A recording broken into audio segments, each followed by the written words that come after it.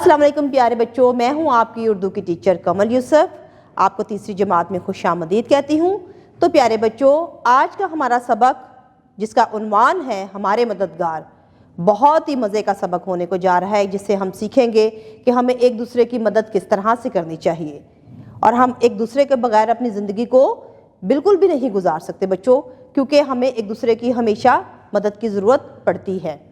تو امید کرتی ہوں آپ سب کے پاس کتابیں ہیں، اپنی کتابیں جلدی سے کھولیں تاکہ ہم اپنے سبق کا آغاز کر سکیں۔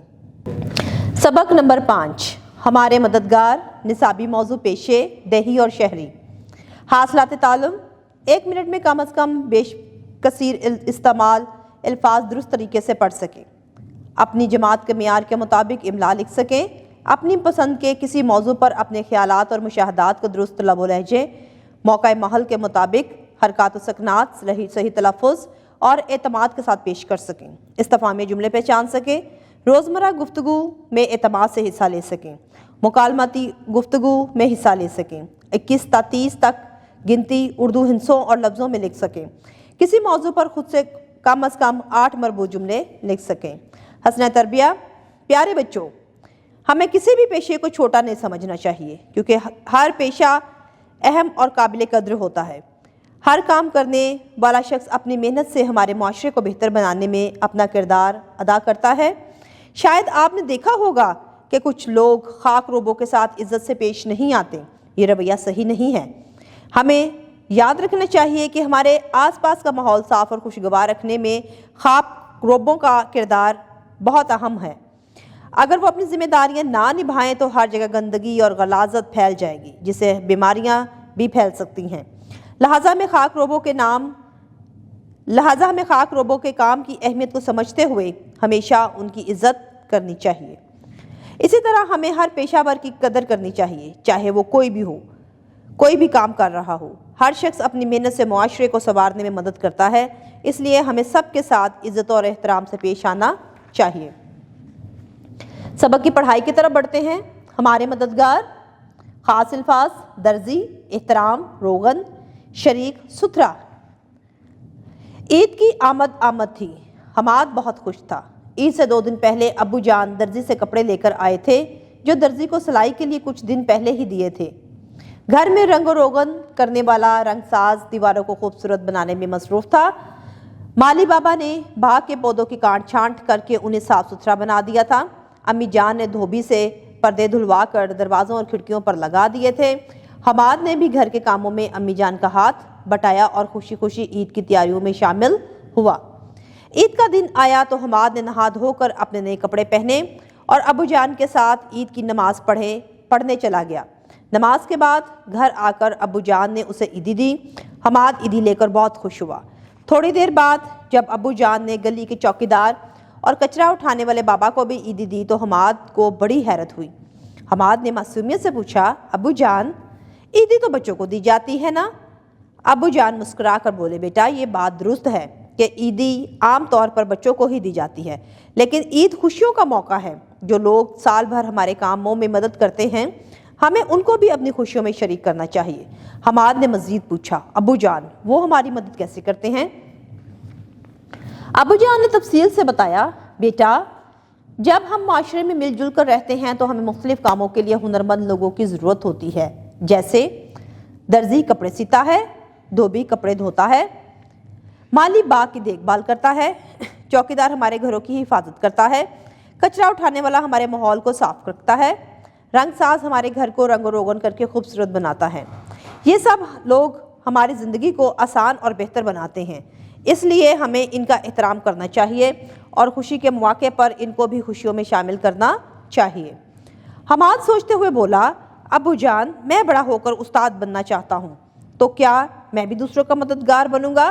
ابو جان نے فخر سے جواب دیا، بیٹا استاد کا پیشہ تو بہت مقدس ہے، آپ بچوں کو تعلیم دو گے، انہیں اچھے انسان بناؤ گے تو یہ ان کے لیے سب سے بڑی ان کی مدد ہوگی۔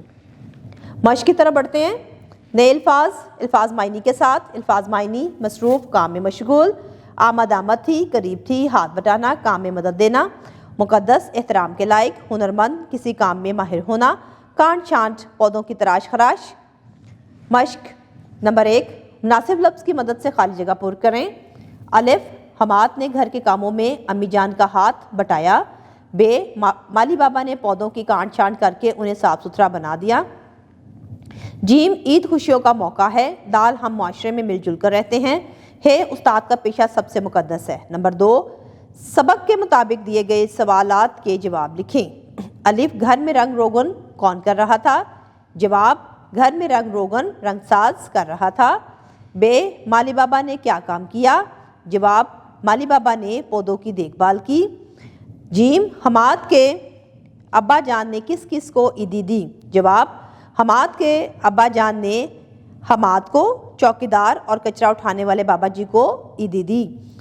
दाल, हमाद बड़ा होकर क्या बनना चाहता है? जवाब, हमाद बड़ा होकर उस्ताद बनना चाहता है। ज़ुबान इज़हार। नंबर 3, अपने उस्ताद मोहतरम से सबक गौर से सुने और आपस में गुफ्तगू करके इस सबक को मुकालमाती अंदाज में जमात के सामने पेश करें। लफ्ज़ों का खेल। नंबर 4, मिसाल के मुताबिक दिए गए इदाद की लफ्ज़ी गिनती लिखें। मिसाल, अदद 21, 22, 23, 24, 25, 26, 27, 28, 29, 30। इन इदाद को लफ्ज़ी सूरत में लिखें। दिए गए अल्फाज का दुरुस्त इमला लिखें। रंगसाज, माहौल, ज़रूरत, ज़िंदगी, दर्जी। रंगसाज में गलती स्वाद की जगह है, वहाँ हम सीन लिखेंगे। माहौल में है की गलती है। ज़रूरत में जे नहीं आएगा, ज़वाद लिखेंगे। ज़िंदगी, जाल की जगह जे लिखेंगे। दर्जी, जोए की जगह हम जे लिखेंगे। पढ़ें। नंबर 6, दिए गए कसीरुल इस्तेमाल अल्फाज 1 मिनट में रवानी से पढ़ें। वो, उन्हें, स्कूल, हम, सेहत, साफ, अच्छा, हिफाजत, वर्जिश, नेमत, ताज़ा, कम, ज़्यादा, खुश, तरक्की, समझ, मदद, सुबह, दुनिया, रहमत। क़वाइद समझें। इस्तिफ़ामिया जुमले। दर्ज झैल जुमले गौर से पढ़ें। ये कलम किसका है? दरवाजे पर कौन है? ऊपर दिए गए जुमलों में कोई बात या सवाल पूछा गया है। वो जुमले जिनमें कोई बात या सवाल पूछा जाए इस्तिफ़ामी जुमले कहलाते हैं। इन जुमलों में हरूफ़े इस्तिफ़ाम क्या, क्यों, कहाँ, कौन, कब वगैरह का इस्तेमाल किया जाता है और जुमले के आखिर में सवालिया निशान लगाया जाता है। नंबर 7, हरूफ़े इस्तिफ़ाम क्या, क्यों, कहाँ, कौन, कब का इस्तेमाल करते हुए 5 जुमले अपनी कापी पर लिखें। तो प्यारे बच्चों, आपने हरूफ़े इस्तिफ़ाम क्या, क्यों, कहाँ, कौन और कब का इस्तेमाल करते हुए अपनी तख्लीकी लिखाई वाली कॉपी पर 5 जुमले तहरीर करने हैं। तख्लीकी लिखाई। नंबर 8, आप बड़े होकर क्या बनना चाहते हैं और क्यों? 8 मरबूत जुमलों में लिखें।